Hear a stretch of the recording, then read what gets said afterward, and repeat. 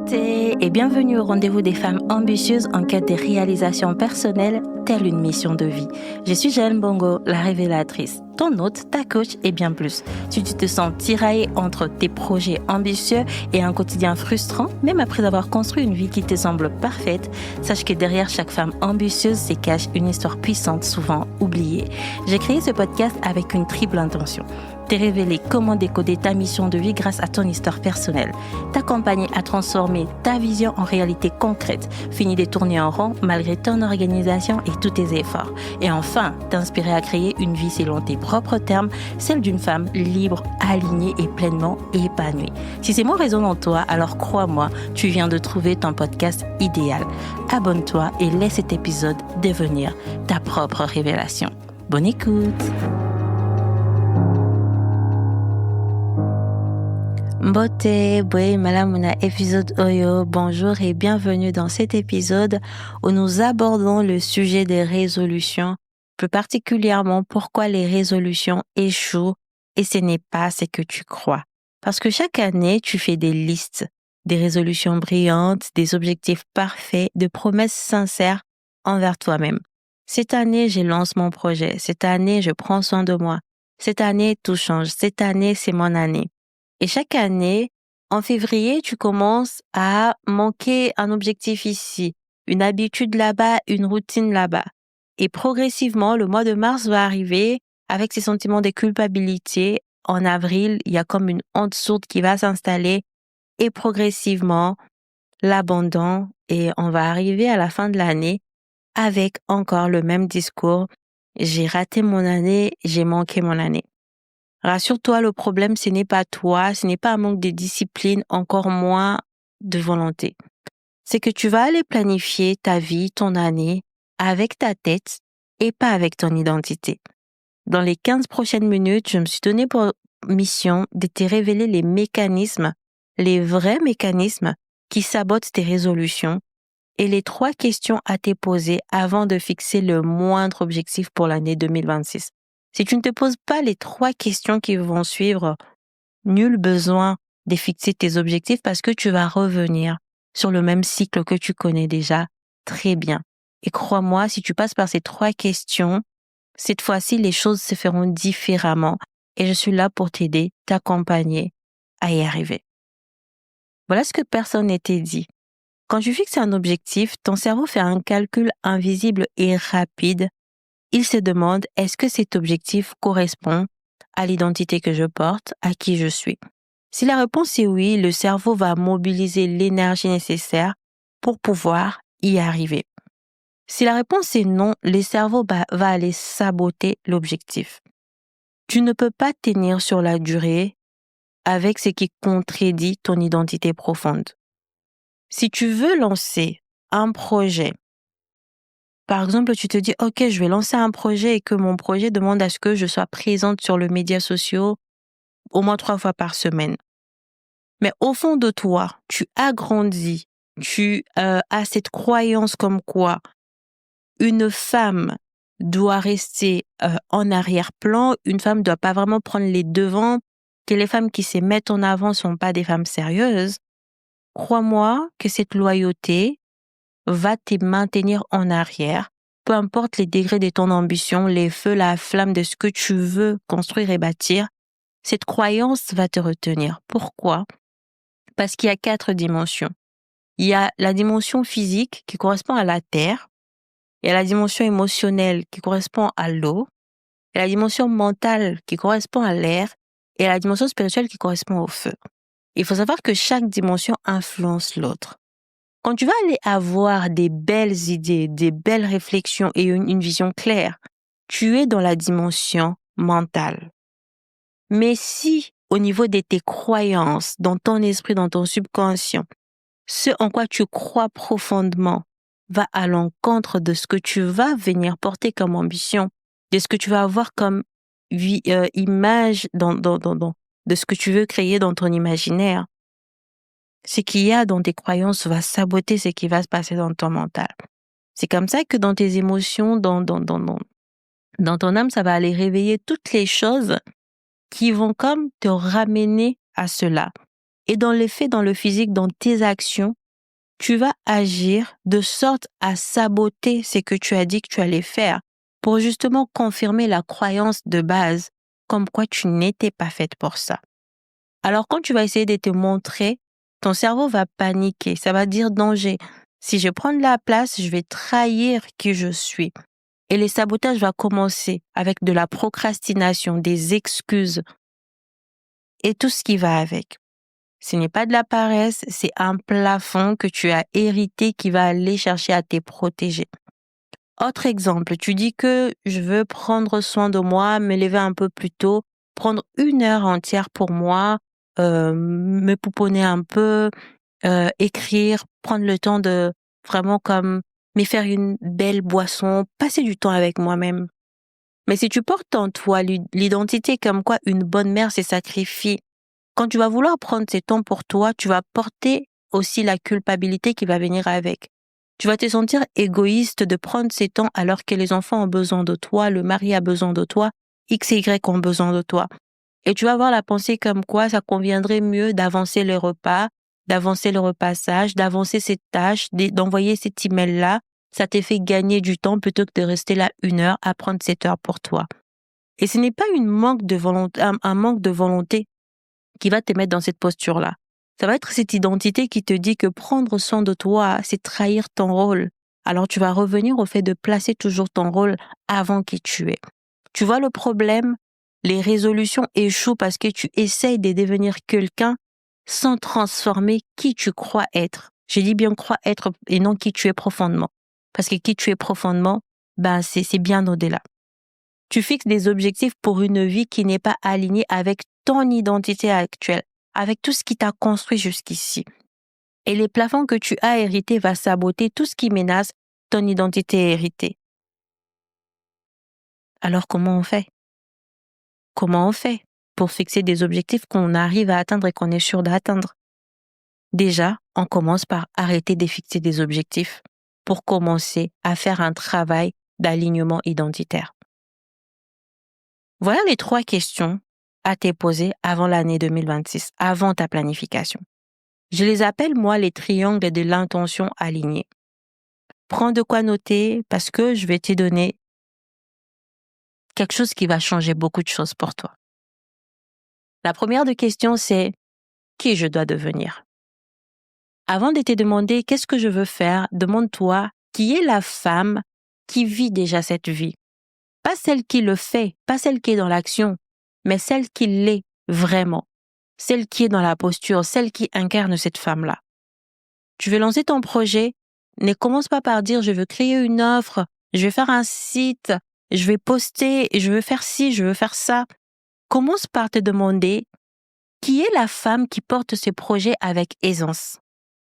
C'est peut-être une femme qui se sent légitime à prendre de la place, une femme qui assume son ambition sans culpabilité, une femme qui fait confiance en sa valeur. Même s'il y a des jours mauvais, même s'il y a des jours bons, cette femme a une ligne de conduite, a un cadre.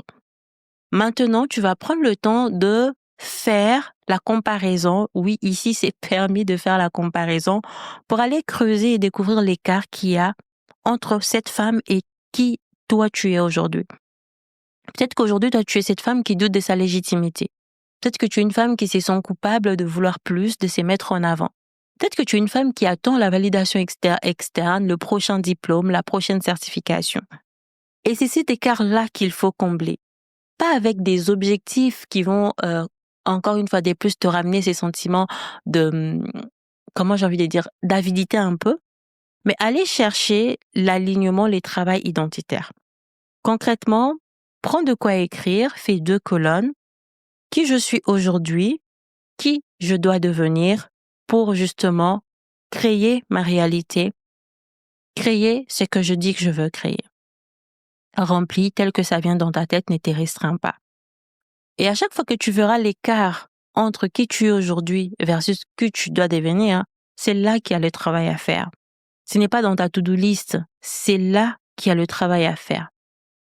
La deuxième des questions, c'est qu'est-ce que je dois abandonner? Cette question peut paraître paradoxale, mais elle est d'une grande importance. On te dit toujours que tu dois faire, que tu dois acquérir, que tu dois devenir, mais jamais ce que tu es censé appeler à laisser derrière toi, à abandonner. Pourtant, tu ne peux pas devenir quelqu'un de nouveau en gardant l'identité ancienne. Pour que les autres te voient sous un meilleur jour, il va falloir que tu te montres sous un meilleur jour. Et te montrer sous un meilleur jour, ça demande un travail. Et ce travail-là ne voudra pas dire que les autres vont t'accepter tout de suite. D'autres verront que, oh mais non, en fait, tu as changé d'apparence, ça me convient plus. Mais ce n'est pas la responsabilité des autres de t'accepter.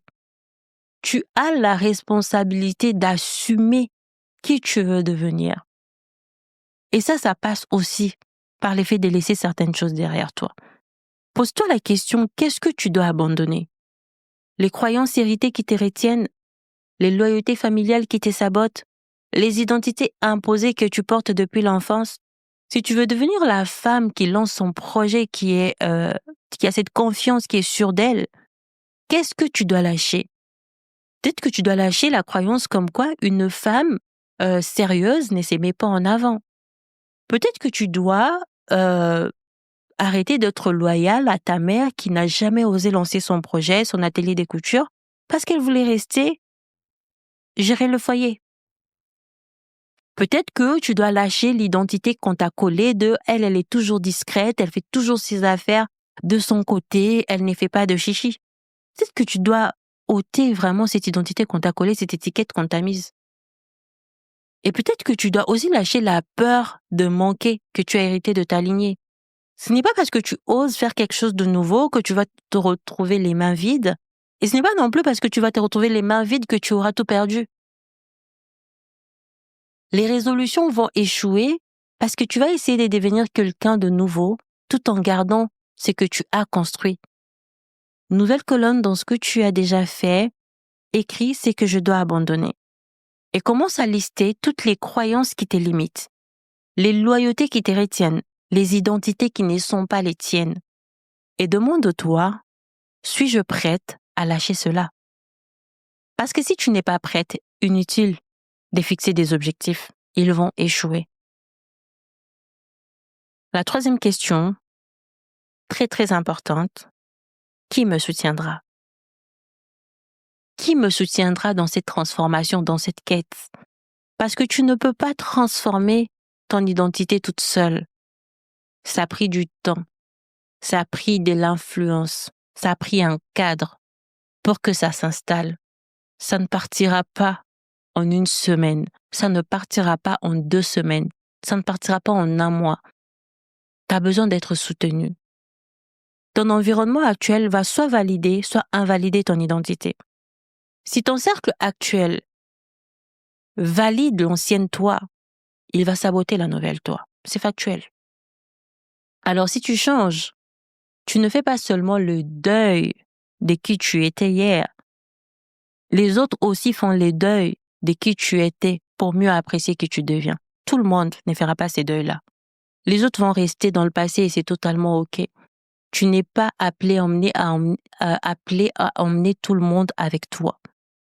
Le chemin se sont entrecroisés parce que l'objectif était commun, il y avait convergence. Quand il y a divergence, il y a divergence. Il viendra peut-être un autre moment où il y aura à nouveau convergence et c'est totalement OK. Sois honnête avec toi-même. Si ton mari veut que tu restes confortable, peut-être qu'il faudra faire un pari avec lui. Je sais pas, un défi, tu lui dis, OK, je me donne 6 mois, 4 mois, 1 an dans cette nouvelle vie. On va voir les résultats que ça va donner. Et ensuite, on verra. Qu'est-ce qu'il en ressort comme data?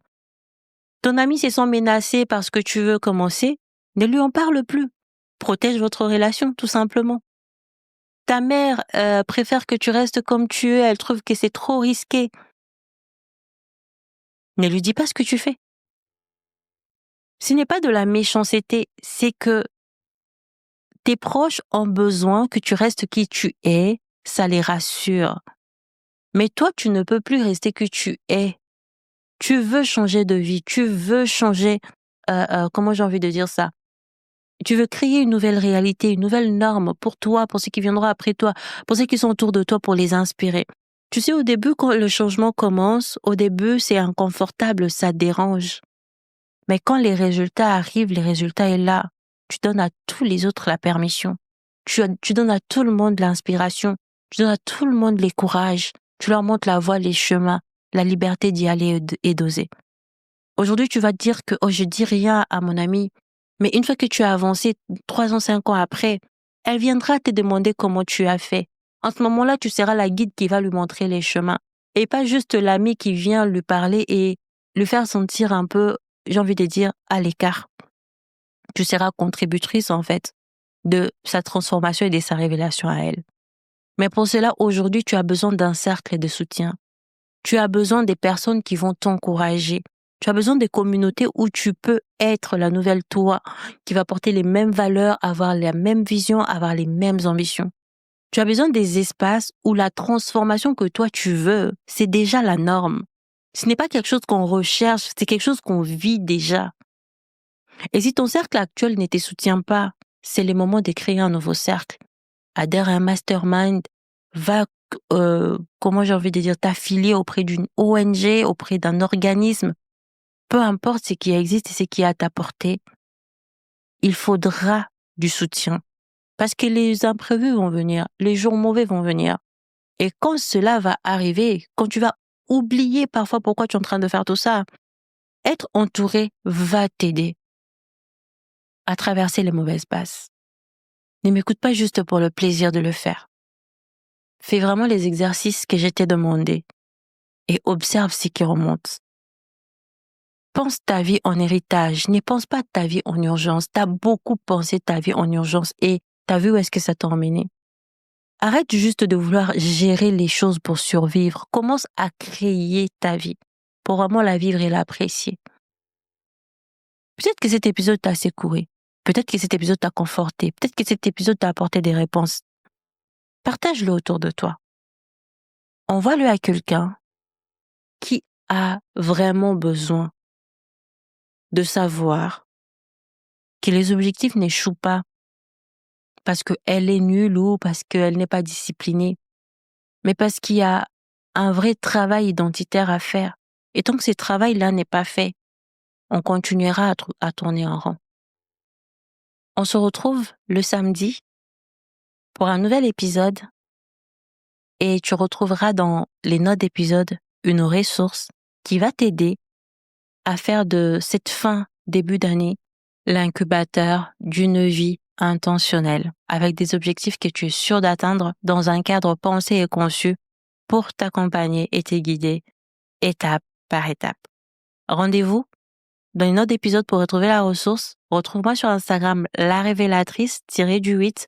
Tu trouveras le lien aussi dans les notes d'épisode.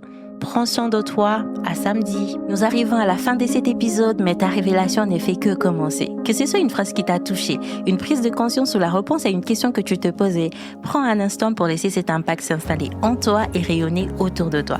En plus de mes accompagnements et ateliers, tu trouveras dans la description plusieurs ressources pour t'accompagner dans ta réalisation personnelle.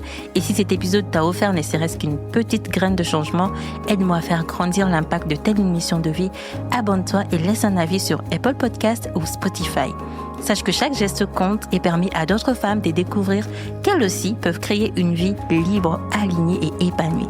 Et ça, c'est grâce à toi, ton abonnement, tes écoutes et tes partages. Merci d'être ici. Prends soin de toi et à très bientôt pour un nouveau rendez-vous de révélation. Bye!